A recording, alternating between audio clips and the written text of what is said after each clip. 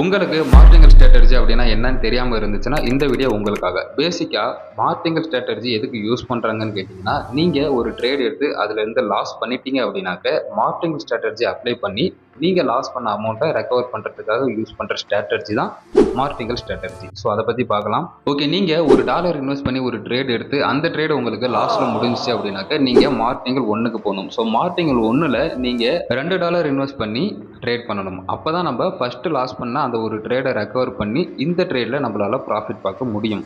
ஓகேவா? ஸோ இதுதான் வந்து பார்த்தீங்கன்னா பேசிக் மார்டிங்கல் ஸ்ட்ராட்டஜி. ஒருவேளை நீங்கள் மார்டிங்கல் 1ல் லாஸ் பண்ணிட்டீங்க அப்படின்னா மார்டிங்கல் 2க்கு போகணும். மார்டிங்கல் 2ல் நம்ம $4 இன்வெஸ்ட் பண்ணி ட்ரேட் பண்ணுற மாதிரி இருக்கும். அப்போ தான் நம்ம இதுக்கு முன்னாடி லாஸ் பண்ண $3 ரெக்கவர் பண்ணி மார்டிங்கல் 2ல் நம்ம ப்ராஃபிட் பண்ண முடியும். ஒருவேளை நீங்கள் மார்டிங்கல் 2லையும் லாஸ் பண்ணிட்டீங்க அப்படின்னா மார்டிங்கல் 3க்கு தான் போய் ஆகணும். மார்டிங்கல் 3ல் நீங்கள் $8 இன்வெஸ்ட் பண்ணி ட்ரேட் பண்ணுற மாதிரி இருக்கும். அப்போ தான் நீங்கள் இதுக்கு முன்னாடி லாஸ் பண்ண எல்லா அமௌண்ட்டையும் ரெக்கவர் பண்ணி உங்களால் இந்த ட்ரேடில் ப்ராஃபிட் பண்ண முடியும்.